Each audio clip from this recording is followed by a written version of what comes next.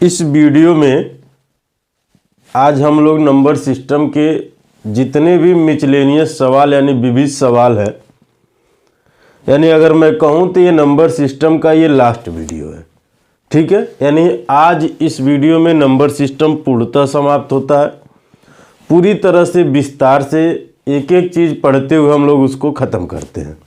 ठीक है, पिछली वीडियो में जानवरों की संख्या पर आधारित प्रश्न, अंकों को ज्ञात करना, अंकों को गिनना, ये चीज़ें सीखे हैं हम लोग। और आज इस वीडियो में विविध यानी जो इनके अलावा जो टॉपिक के अलावा कुछ क्वेश्चन बचे हुए हैं उन पे चर्चा किया जाएगा। ठीक है, जय हिंद दोस्तों, मैं प्रदीप कुमार। चलिए बिना टाइम बर्बाद करते शुरू करते हैं हम लोग। पहला सवाल इसमें दिया है, इसमें डायरेक्ट सवाल से ही चला जाएगा, कुछ समझने लायक नहीं है चीज़ें। ठीक है, पहला सवाल दिया है क्वेश्चन नंबर 1, यदि संक्रिय स्टार को, ठीक है, यानी ए स्टार बी बराबर A plus B minus A B से परिभाषित किया जाए, से परिभाषित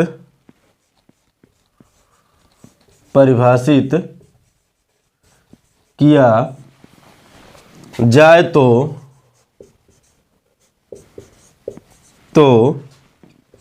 5 स्टार 7 बराबर है। यानी अब आपके ऑप्शन दे रखा है, पहला ऑप्शन है 12, दूसरा ऑप्शन है -47, तीसरा ऑप्शन है -23 और चौथा ऑप्शन है 35। ये 4 ऑप्शन दिए गए हैं। ये खास करके एसएससी में इस तरह के सवाल पूछे जाते हैं। ठीक है, कह रहा है ए स्टार बी को अगर इस रूप में लिखा जा रहा है तो इसका अगर इस रूप में लिखा जाएगा तो क्या आएगा मान, जैसे ये लिखा होता है उसी तरह से इसको लिखना होता है। यानी हम कह दिए कि 5 स्टार 7 को क्या लिखा जाएगा, तो हम कह देंगे 5 + 7 माइनस 5 × 7, ऐसे ही लिखा, जैसे ये लिखा गया उसी तरह से लिखेंगे। यानी 7 × 5 = 12 माइनस 7 × 5 = 35, 35 में से 12 आप घटाएंगे तो आएगा 23। बड़े वाले का सिंबल लेते हैं तो बड़े वाले पे माइनस है तो यहाँ हो जाएगा माइनस। ऑप्शन में आपके सी, यानी ऑप्शन नंबर सी सही हो जाएगा। ठीक है, बात समझ में आ रही है। चलिए इसी तरह के एक सवाल और है, उसको भी देखा जाए। मिटा दें इसको, सवाल ही देखे जाएंगे, इसमें डायरेक्ट सवाल है, इसमें कोई कंसेप्ट नहीं है। जहाँ जिस सवाल में जो कंसेप्ट आएगा उसको बताया जाएगा। ठीक है,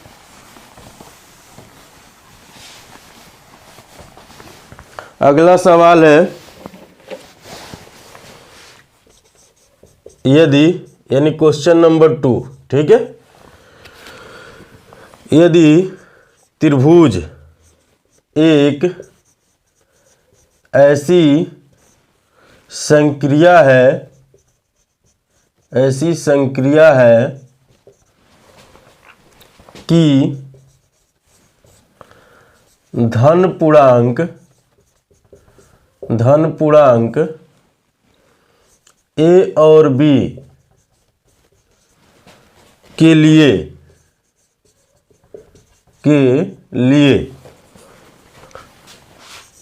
ए त्रिभुज बी बराबर -a + b माइनस फिर -2 है तो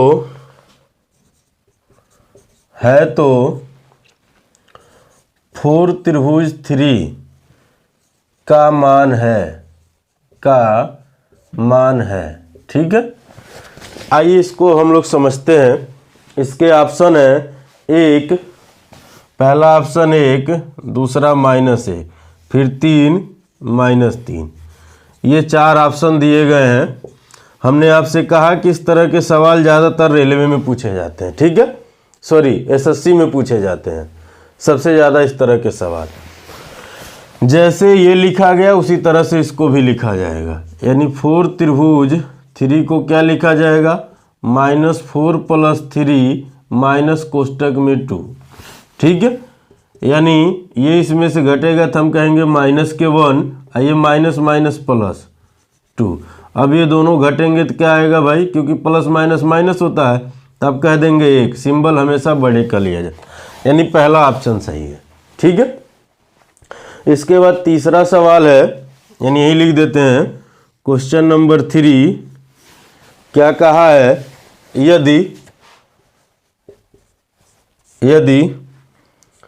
50/x बराबर x/25/2 हो तो x का मान है। ठीक है, ऑप्शन दिए गए हैं लेकिन ऑप्शन नहीं लिख रहे हैं, डायरेक्ट इसको देख लिया जाए। जब आपके सामने इस तरह के सवाल आते हैं तो आप क्या करिएगा, इनका तिर्यक गुणा करते हैं, यानी x का गुणा x में होगा तो x², इसका गुणा इधर होगा तो आप लिखेंगे 50 × 25/2। ये इनसे कट जाएगा, ये भी 25, यानी हम कह दिए कि x² बराबर 25 × 25। तो आप x बराबर क्या कहेंगे, ये 2 बार है तो एक बार लिख लेंगे इसमें, क्योंकि इसके आगे अगर हम लिखते तो क्या लिखते, x बराबर √25 × 25, तो एक 25 बाहर आ जाता और यही इसका मान हो जाएगा। यही आपसे पूछा गया। ठीक है, बात आई समझ में,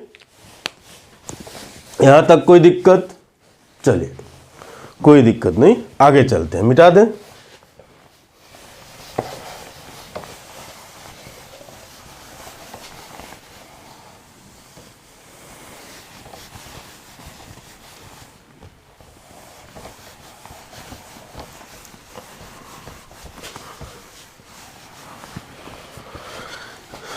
ठीक है, अगला सवाल कहा है, यानी क्वेश्चन नंबर 4।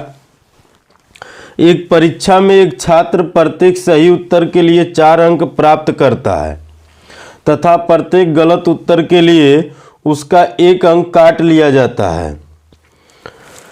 तदनुसार यदि वह छात्र सभी 75 प्रश्नों के उत्तर लिखे और 125 अंक प्राप्त कर ले तो उसके सही प्रश्नों की संख्या कितनी है। तो आइए थोड़ा सा हम लोग पहले बेसिक समझते हैं, फिर अभी इसको हम आपको डायरेक्ट बताएंगे। ठीक है, सबसे पहली बात ये कि टोटल 75 क्वेश्चन है, 75 में उसने कुछ सही किया है और कुछ गलत किया है। ठीक है, कुल 75 सवाल है, 75 में उसने कुछ सही किया कुछ गलत किया है। कितना सही है कितना गलत है ये हमको नहीं पता है, हम कह दिए x सही है तो गलत कितना होगा, 75 - x होगा ना। अब अगर सही करता तो कितना नंबर पाता भाई, 4x। ठीक है, लेकिन पाया कितना, वो 125, यानी गलत किया। कह रहा कि अगर वो सही करेगा तो 4 अंक दिए जाएंगे, अगर गलत करेगा तो 1 अंक काट लिए जाएंगे। तो चलिए, उसने इतना प्रश्न गलत कर दिया, ठीक है, इसमें से 1 अंक काट लिए गए, तो सही में से ये अंक गलत वाला घटा देंगे तभी तो उसको मिले हैं 125 अंक, यही तो पूर्णांक होंगे। ठीक है, यानी ये जो प्राप्त अंक कैसे मिला है, ठीक है, जो उसने टोटल प्रश्न सही किया यानी उसका नंबर, उसमें से गलत वाले नंबर को माइनस कर दिया गया तो क्या मिल गया भाई, जो उसका मिला हुआ पूर्णांक है। ठीक है, अब आइए इसको सॉल्व करेंगे तो हम लिखेंगे 4x - 75। अब ये माइनस माइनस प्लस हो जाएगा, क्योंकि 1 का गुणा करेंगे तो वही आएगा, प्लस x बराबर 125। हम यहाँ उम्मीद करते हैं आपको कोई दिक्कत नहीं होगी। इससे इसको जोड़ लिया जाए x में x, तो ये हो जाएगा 5x। 75 इधर ट्रांसफ़र करेंगे तो ये माइनस है तो इधर जाएगा प्लस, 125 + 75। ठीक है, यानी 5x बराबर 200, 5 से काट दीजिए तो हम कह देंगे x बराबर 5 चौके 20, x बराबर 40, यानी कितना प्रश्न उसने सही किया, 40। तो हम कह देंगे सही कितना है भाई, तो आप कहेंगे 40, तो गलत गलत कितना है? तो 75 माइनस 40 बराबर 35। आपसे पूछा क्या था? उसने कितने प्रश्नों का सही उत्तर दिया, तो आपका आंसर होता 40। अब एक बात यहाँ समझिए, तो ठीक है, तो कंसेप्ट है, इसका बेसिक कंसेप्ट है जो किया जाता है। लेकिन आइए थोड़ा सा इसको अगर हम लोग समझें, नॉर्मल सी बात ऐसे समझिए, वो टोटल 75 प्रश्न किया है, कुल किया है 75। अगर 75 पे उसको 4 नंबर मिले तो पूर्णांक कितना होगा? हम कहेंगे 75 गुणे 4, तो आप कहेंगे 300। उसका पूर्णांक हो गया 300। प्राप्त कितना किया, यानी प्राप्तांक कितना है, तो आप कहेंगे 125। यानी इसका मतलब 300 में से 125 नंबर पाया वो, तो गलत कितना अंक काट लिए गए? गलत कुछ तो काटे गए ना। देखिए क्वेश्चन में क्या कहा है कि गलत उत्तर के लिए काटे गए। हाँ ठीक है, तो अब शेष यानी गलत उत्तर के लिए कितना काट दिया गया, तो उसको हम शेष कर ले। यानी 300 में से 125 माइनस कर दीजिए, तो आपका आएगा 175। यानी 175 अंक उसके काट लिए। क्यों काट लिए? क्योंकि उसने गलत किया। तो आप कहेंगे गलत उत्तर, गलत उत्तर कितना दिया भाई वो? तो 175 बटे 4 गो सही वाला अंक मिलता, एगो गलत वाला, यानी कुल मिला के 5 अंक काटे गए हैं। ठीक है, इससे भाग देंगे तो 175 बटे 5, इनसे कटेगा तो 5 या 15, 5 पचे 25। गलत हो गया 75, तो सही कितना होगा? सॉरी, गलत हो गया 35। ठीक है, तो सही कितना होगा? 75 में से 35 घटा दीजिए तो आ जाएगा 40, और यही आपके आंसर हो जाएंगे। हमने ये कहा 175 अंक उसको गलत, यानी उसके काट लिए गए हैं। ठीक है, और एक प्रश्न गलत होने पे 4 गो सही वाला कटता है, 1 गो निगेटिव वाला कटता है, यानी टोटल 5 अंक कटते हैं। तो 175 अंक उसके कटे हैं, तो कितना प्रश्न गलत किया उसने? तो 175 में 5 से जब हम भाग देंगे तो हम कह देंगे 35 प्रश्न उसने गलत किया। ठीक है, तो सही कितना किया? उसके लिए टोटल प्रश्नों की संख्या में से गलत वाले को माइनस करेंगे, तो कुल है 75, 75 में से 35 घटा दिए तो आ गया 40। इतना सारा लिखा नहीं जाएगा, लेकिन जब आप प्रैक्टिस करेंगे तब नहीं लिखा जाएगा, नहीं किए रहेंगे तो लिखा जाएगा भाई। ठीक है, अगला क्वेश्चन है, किसी परीक्षा में एक विद्यार्थी को उसके प्रत्येक सही उत्तर के लिए 4 अंक दिए जाते हैं, यानी सेम उसी तरह का सवाल है। ठीक है, तथा प्रत्येक गलत उत्तर के लिए 2 अंक काट लिए जाते हैं। यदि एक विद्यार्थी ने परीक्षा के सभी 75 प्रश्नों के उत्तर दिए हों तथा उसे कुल मिलाकर 150 अंक प्राप्त हुए हों, तो उसने कितने प्रश्नों के सही उत्तर दिए? सीधी सीधी बात है भाई। अगर 75 प्रश्न है, अगर सही सही उत्तर देता तो 300 नंबर पाता, लेकिन पाया कितना भाई? वो पाया 150, यानी इसका मतलब हुआ कि 150 नंबर काट लिए गए। ठीक है, 150 नंबर काट, ये हो गया पूर्णांक। क्या है भाई? ये पूर्णांक है। ठीक है, और ये क्या है? गलत अंक है, यानी काटे गए अंक है, काटे गए अंक।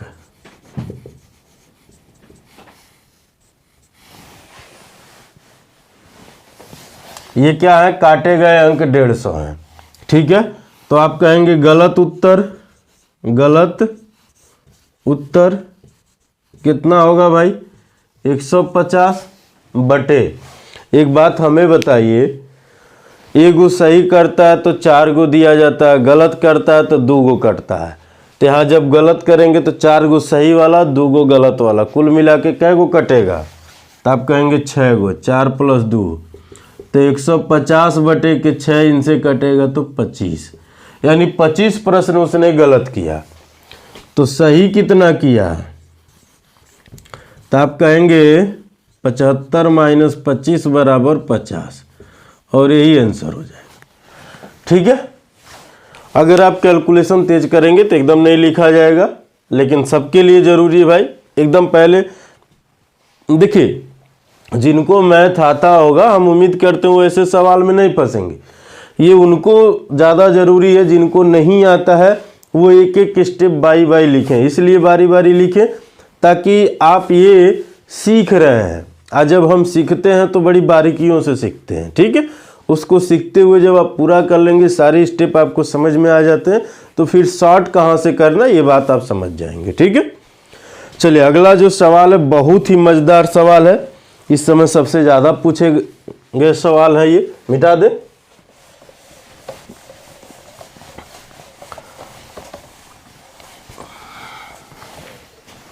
बहुत ही इम्पोर्टेंट सवाल है ये, ठीक है। ये यूपीएसआई में और यूपीपी में ये सवाल ज़्यादा देखने को मिला है, ठीक है। कहा है एक गेंद जमीन पर टप्पा खाकर अपनी पूर्व की ऊंचाई का 3/4 ऊंची उठ जाती है।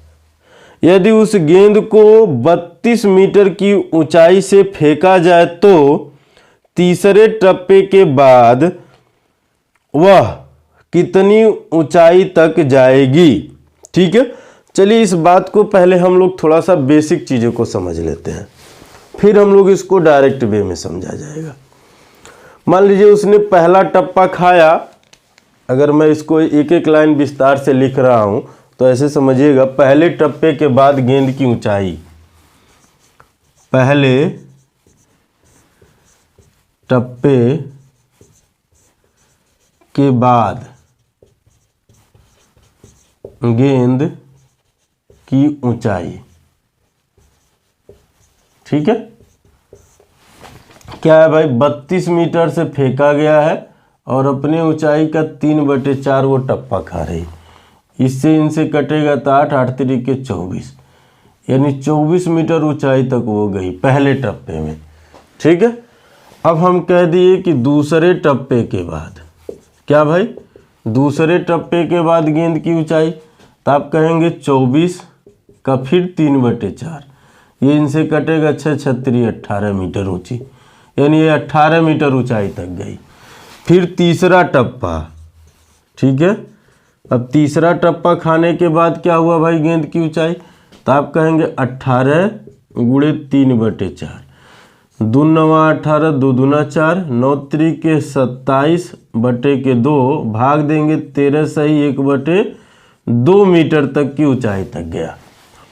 तीसरे टप्पे के बाद ही पूछा है, तो आपका आंसर हो जाएगा ये तो रहा हमारा एकदम पूरी तरह से विस्तार, ठीक है, जो कि एक एक लाइन हम लोग लिखें।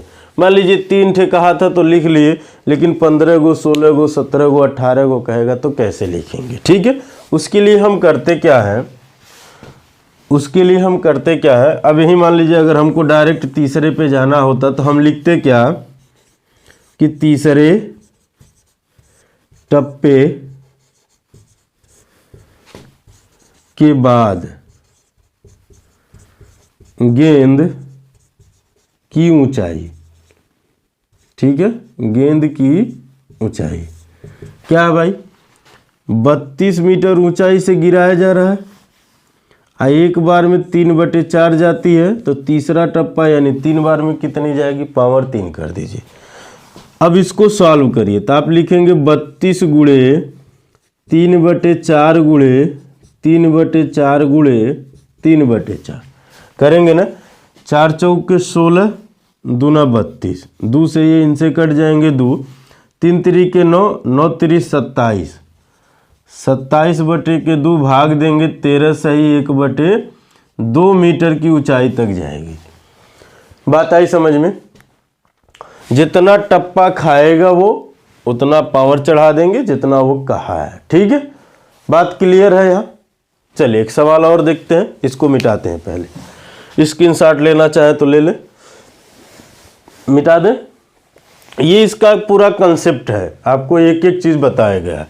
ये इसको अगर मैं कह दूं तो ये इसका ट्रिक है, यानी आप ट्रिक का नाम ले लें तो ये इसका ट्रिक है, ठीक है।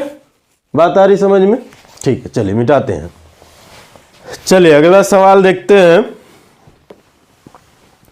कोई गेंद अपनी उछाल में जितनी ऊंचाई से गिरती है उसकी 2/3 ऊंचाई तक ऊपर उठती है। यदि इस गेंद को 36 मीटर की ऊंचाई से गिराया जाए तो अपनी तीसरी उछाल में यह कितनी ऊपर उठेगी। फिर तीसरा उछाल पूछा है तो हम कह देंगे कि तीसरी उछाल के बाद गेंद की ऊंचाई, तीसरी उछाल के बाद गेंद की ऊंचाई। ठीक है, बात आई समझ में। गेंद की ऊंचाई क्या होगी भाई, 36 मीटर ऊंचाई से गिराया जा रहा है। कहाँ से, अच्छा यहाँ लिख देते हैं। 36 मीटर की ऊंचाई से उसको गिराया जा रहा है। ठीक है, एक बार में कितना टप्पा खाती है, 2/3 खाती है। तो 3 बार में यहाँ 3 से गुणा कर दें, यानी क्या मिलेगा भाई, 36 गुणे 2/3 गुणे 2/3 गुणे 2/3। 3 3 9, 9 चौके 36 हो जाएगा ना। 2 दूना 4, 4 दूना 8, 8 चौके 32/3 भाग देंगे तो 10 सही 2/3 मीटर। ये उसकी उछाल होगी। तीसरे उछाल के बाद यानी तीसरे टप्पे के बाद इतने मीटर तक वो जाएगी।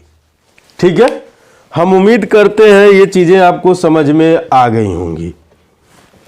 चलिए एक सवाल और देख लेते हैं इसी तरह से। इसको मिटा दें पहले।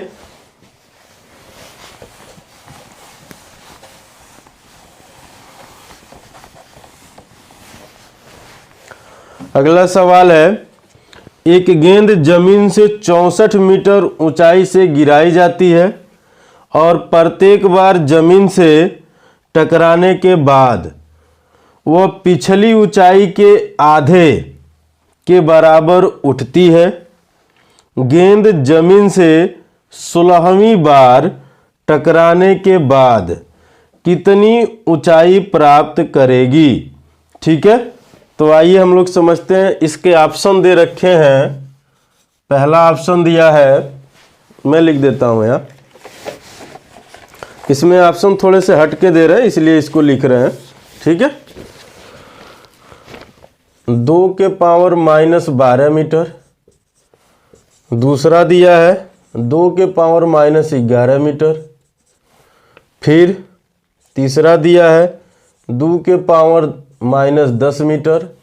और चौथा दिया है 2 के पावर -9 मीटर। ठीक है, ये दिए गए हैं, इसके वो हैं।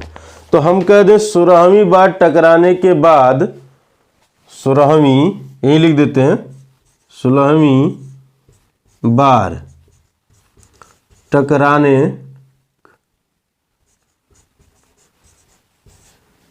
के बाद गेंद की ऊंचाई।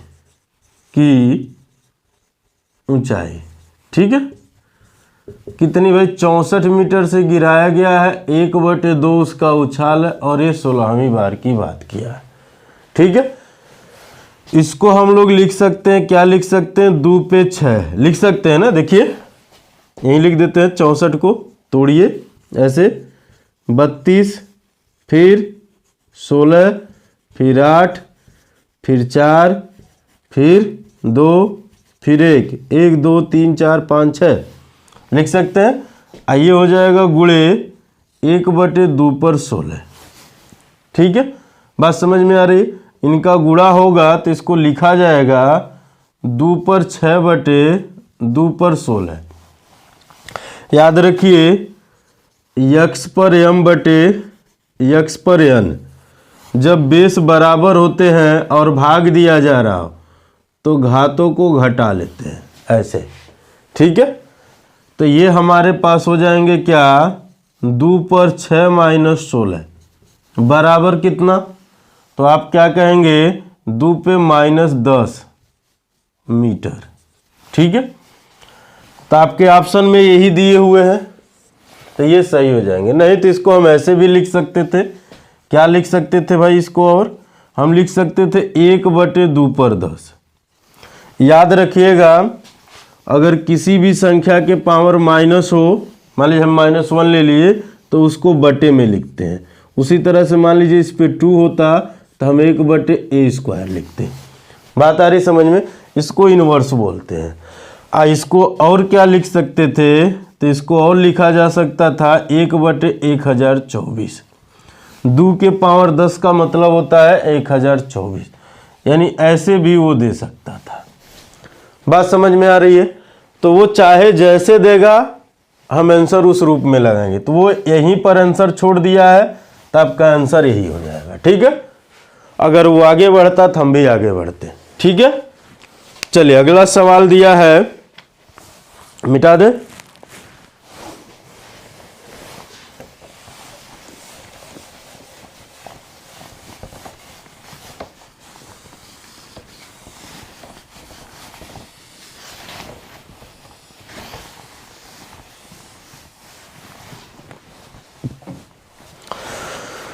अगला भी सवाल बड़ा मजेदार है, एसएससी का पेट सवाल है। एक आदमी ने एक नौकर को एक शर्त पर रखा कि वह उसे 80 रुपये और एक जोड़ी जींस 1 वर्ष की सेवा के बाद देगा। नौकर ने केवल 9 महीने की सेवा दी और जींस की एक जोड़ी और 55 रुपये प्राप्त किया। जींस की कीमत कितनी है? ठीक है, चलिए इस बात को थोड़ा सा अगर हम लोग समझें तो आइए यहाँ समझा जाए। 1 वर्ष यानी 12 महीना, यही होता है। अगर वो 12 महीना बेसिक पहले में हम लोग समझ रहे हैं, ठीक है। अगर वो पूरे के पूरे 12 माह काम करता तो क्या पाता? 80 रुपया अब प्लस जींस, यही पाता ना, 80 रुपया प्लस जींस, यही कहा है। हाँ, लेकिन उसने काम किया है 9 माह, तो पाया कितना? 55 रुपया और जींस पाया ना। इसको क्या करिए, घटा लीजिए, घटाएं। ठीक है, घटाएंगे तो ये आएगा 3 माह, ठीक है, और ये कट जाएंगे। यहाँ आएगा 25, 5 जोड़ देंगे 60, 25। तो हम कह देंगे 3 माह में अगर 25 रुपया पा रहा है तो 1 माह में कितना पाएगा? एकदम बेसिक समझ रहे हैं हम लोग। तो 25/3, तो 12 माह में कितना पाएगा? 12 माह में 12 गुणे 25/3, इनसे इनको काट दिए 4, 25 चौके 100, यानी 12 माह में वो पाता 100 रुपया। कब? जब जींस नहीं लेता तब। अब जींस ले रहा तो कितना पा रहा? 80 रुपया। तो यहाँ रखिए, तो आप कहेंगे 12 माह की जगह हम लिख सकते थे 100 बराबर 80 प्लस जींस, लिख सकते हैं, लिख सकते हैं। 80 इधर ट्रांसफर होगा तो हम कहेंगे जींस बराबर 100 माइनस 80, तो क्या आ जाएगा? जींस बराबर 20, यानी आंसर आपके क्या हो गए? 20। ठीक है, अब देखिए अगर थोड़ा सा आप यहाँ बात को समझिए। एग्जाम में अगर हमको यही चीज करना होता तो हम क्या करते हैं? हम ये करते हैं, एग्जाम में हमको करना होता तो हम ये करते हैं कि 80 रुपया और एक जींस उसको हम दे रहे हैं पूरे 12 महीने का, लेकिन वो 9वें महीना काम कर रहा है, तो हम दिए कितना? एक जींस तो उसको दे दिए, जींस हमने दे दिया और 55 रुपया दे दिया। क्या किया? 55 रुपया दे दिया। ठीक है, अब 80 में से 55 रुपया अगर हम घटा देंगे तो हमारे पास बचा है 25 रुपया। अब वो 25 रुपया 3 महीने का बचा है ना, ये 25 रुपया 3 महीने का बचा है, तो 1 महीने का कितना? तो हम यहाँ 12 से गुणा कर देंगे। हम दिए कितना थे साल में 80, तो यही होगी जींस की कीमत। क्या होगी? यही होगी जींस की कीमत। अब इसको डायरेक्ट करेंगे, इसको हम काट देंगे, यहाँ यह जाएगा 4, 25 चौके 100 माइनस 80 बराबर आ जाएगा 20। ठीक है, बात आई समझ में? यानी जींस की कीमत बराबर अगर हम लिखेंगे तो क्या लिखेंगे? ठीक है, जींस की कीमत बराबर हम लिखेंगे तो क्या लिखेंगे? हम लिखेंगे 12 माह गुणे 1 माह की कीमत। देखिए 12 माह गुणे 1 माह की कीमत, अगर फार्मूला बनती तो क्या बनती? 12 माह गुणे 1 माह की कीमत माइनस 1 वर्ष का रुपया। ठीक है, ये फार्मूला बनता, जो कि बना कहाँ से? इसी कंसेप्ट से बना है। जो कि आप यहाँ जो कर रहे हैं वही चीज़ें यहाँ डायरेक्ट लिखी जा रही फार्मूले के रूप में। क्लियर है? चलिए, हम उम्मीद करते हैं ये चीज़ें आपको समझ में आई होंगी। अगला सवाल इसी तरह का है, उसको हम लोग एकदम डायरेक्ट वे में करेंगे। ठीक है, लिखा नहीं जाएगा, मिटा दे। अगर आप बेसिक करेंगे तो इस तरह से करेंगे, डायरेक्ट वे में हम लोग ऐसे करेंगे। ठीक है, चलिए मिटाते हैं पहले।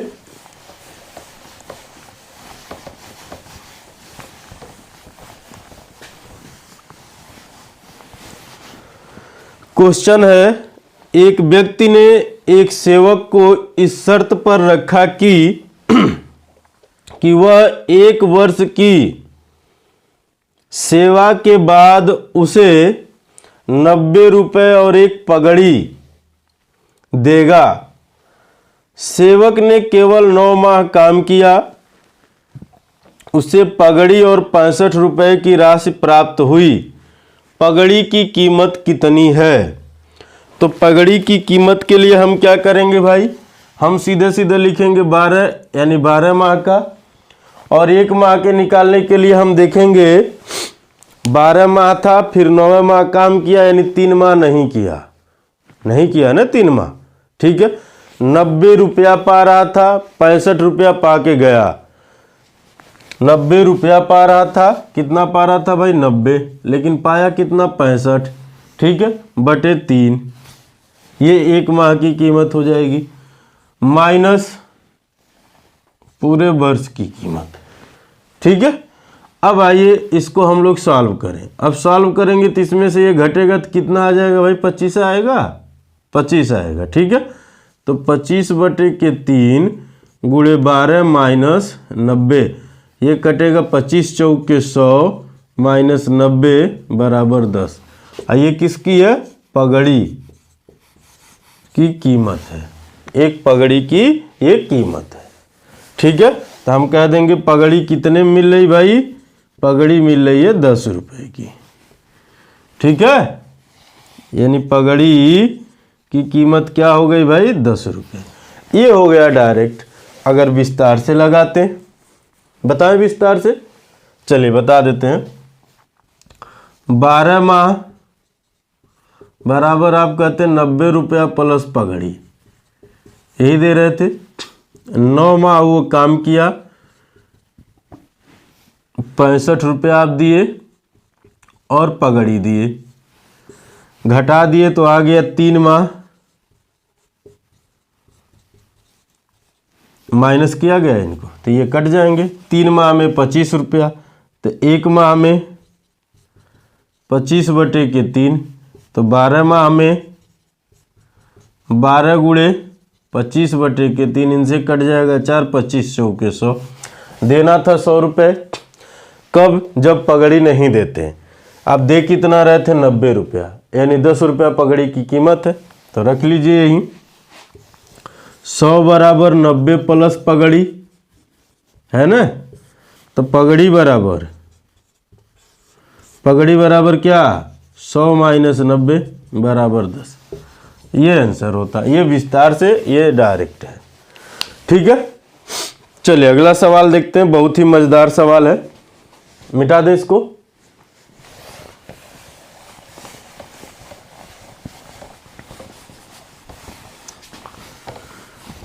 ये एसएससी में ज़्यादा पूछा जाता था पहले। ठीक है, अगला सवाल है, एक कक्षा में लड़कियों की संख्या लड़कों की संख्या से 5 गुनी है। निम्नलिखित में से कौन सी संख्या कक्षा के कुल बच्चों की संख्या नहीं हो सकती? ऑप्शन दे रखा है, पहला ऑप्शन 35, दूसरा ऑप्शन 24, तीसरा ऑप्शन 42 और चौथा ऑप्शन 30। ये 4 ऑप्शन दे रखे हैं। कह रहा है कि लड़की है और लड़का है। लड़कियों की जो संख्या है वो लड़कों की 5 गुनी, यानी लड़का 1 है तो 5 है। यानी कुल कितने हैं भाई? कुल कितने हैं तो आप कहेंगे 6। यानी जो 6 से नहीं कटेगा वही स्कूल के छात्रों की संख्या नहीं होगी। जो कटेगी उसकी होने की संभावना है। तो 6 से 30 कटेगा, 42 भी 24 भी, यानी 35 नहीं कटेगा। यही आंसर है। ठीक है, इसमें कुछ लगाने जैसा नहीं है, मिटा दे।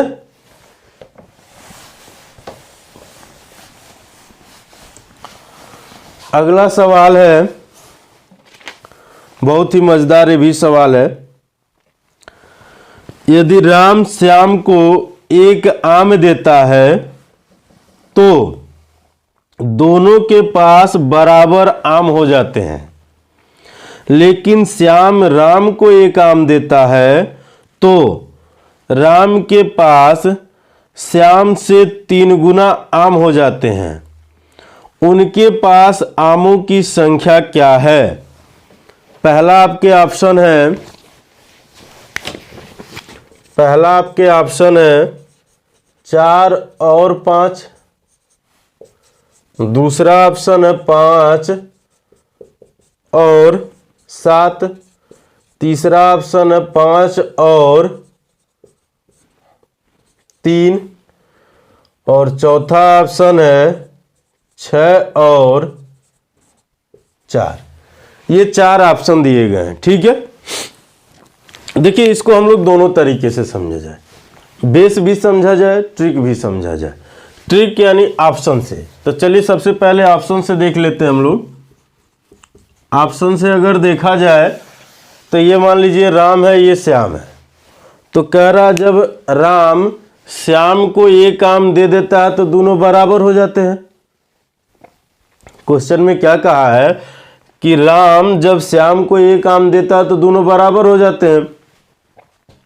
तो मान लीजिए 6 है, इसको 1 दे देगा तो यो 5 हो जाएगा, यो 5, दोनों बराबर हो गए। लेकिन दूसरी बात क्या कह रहा है कि जब श्याम राम को आम दे देता है, ठीक है, देखिए क्वेश्चन में कहा है श्याम राम को एक आम दे देता है तो राम के पास श्याम का 3 गुना हो जाता है। अब यहां समझिए ये 6 है, ये 4 है, इसको ये 1 दे देगा तो कितना हो जाएंगे भाई? ये 7 हो जाएंगे, ये 3 हो जाएगा। क्या 3 गुना हुआ? नहीं हुआ ना। इसको लीजिए, ये 5 है, ये 3 है, इसको 1 देगा ये तो दोनों बराबर हो गए। इसको आप 1 दे दीजिए तो 2 से आप इसको 3 से 1 इसको दे देंगे, 6 हो जाएगा। तो ये 2 हुआ, ये 6 हुआ, तो क्या इसका 3 गुना हुआ? तो आप कहेंगे हाँ हुआ। नहीं समझे? चलिए मैं लिख के समझाता हूँ। ये 5 है, ये 3 है। ये क्या किया, इनको एक आम दे दिया और ये एक आम पा लिए, तो ये क्या हो गया? 4 होगा, ये भी 4 होगा। पहला शर्त कहा है। दूसरा क्या कहा है? ये तो पहला शर्त हो गया। ठीक है, अब दूसरे शर्त में आइए। ये कह रहा है ये 5 है और ये 3 है, ये इनको दे दिया तो 5 ने 1 पाया, 3 ने 1 खोया, तो ये हो जाएंगे 6 और ये हो जाएगा 2। तो ये इसका 3 गुना है ना। यही कह रहा है वो 3 गुना हो जाता, यानी दूसरा शर्त भी लागू हो गया, तो इसलिए ये सही है। ठीक है, बात समझ में आ गई, यानी ये ऑप्शन से होगा। चलिए अब इसको बेसिक समझते हैं हम लोग, थोड़ा सा यहाँ पर बेसिक समझते हैं। ठीक है, मान लीजिए राम है और श्याम है, दोनों चीज समझते हुए चला जाए। मान लीजिए एग्जाम में दिमाग ही है, कभी चीजें नहीं ध्यान में आती हैं तो हम वो जानते रहें, टाइम बचते अगर बचा है तो क्या करेंगे, बेसिक जानते रहेंगे तो कर लेंगे। हम कह दिए राम x है और श्याम y है। राम श्याम को जब देता है एक आम, तो इसमें से एक घटेगा, इसमें एक जुटेगा, तो हम कह दिए x, y को इधर लाए तो -y, अब ये इधर जाएगा तो हो जाएगा +2, एक और एक मिलके 2। अब दूसरा शर्त, यानी ये पहला हो गया। दूसरे में आइए, श्याम राम को दे रहा है तो x + 1 x - 1, तो क्या हो जाता है, जो राम है वो श्याम का 3 गुना हो जाता है। शायद यही कहा है ना, 3 गुना हो जाता है। हाँ, 3 गुना हो जाता है, यानी इसमें हम 3 से गुणा कर देंगे तो इसके बाद, क्योंकि हाई ज़्यादा हो जा रहा है, कम हो जा रहा है, तो इसमें 3 से गुणा करें तो इनके बराबर होंगे, तो यानी x + 1 बराबर 3y - 3। अब ये इधर आएंगे, ये इधर जाएंगे, तो x - 3y बराबर -3 - 1, तो x - 3y बराबर -4। ये हो गए 2। समीकरण 1 समीकरण 2 को सॉल्व करिए। x - y बराबर 2 और x - 3y बराबर -4। घटा लीजिए, घटाएं, ठीक है, क्या कर लें, घटा लें, तो ये माइनस होगा, ये प्लस होगा, ये भी प्लस, सिंबल बदल जाते हैं, अगर प्लस है तो माइनस होगा, माइनस है तो प्लस हो जाएगा, ठीक है। तो ये कट जाएंगे, अब ये प्लस है, ये माइनस है, 3 में से ये y घटेगा तो ये आएगा 2y, ठीक है। अब ये भी प्लस है, ये भी प्लस, जुड़ जाएगा, ये 6, इनसे कटेगा तो y का मान आएगा 3। अगर ये 3 आया तो इसमें रख दीजिए, मान लीजिए हम इसी में रख दिए, तो आप कहेंगे x - 3 बराबर 2, तो x बराबर 2 + 3, यानी x बराबर 5, x बराबर 5। तो 3, y का मान 3, x का मान 5, तो कहाँ है ये, यहाँ पर। तो ये रहा इसका बेसिक, लेकिन हम बेसिक नहीं करेंगे, हम कोशिश करेंगे डायरेक्ट ऑप्शन से करें, ठीक है। चलिए आज का वीडियो यहीं ख़त्म करते हैं हम लोग। हम उम्मीद करते हैं आपको चीज़ें पसंद आई होंगी, ठीक है। नंबर सिस्टम इसी के साथ यहीं समाप्त होता है। अगला चैप्टर हम लोग पढ़ेंगे अनुपात समानुपात, ठीक है।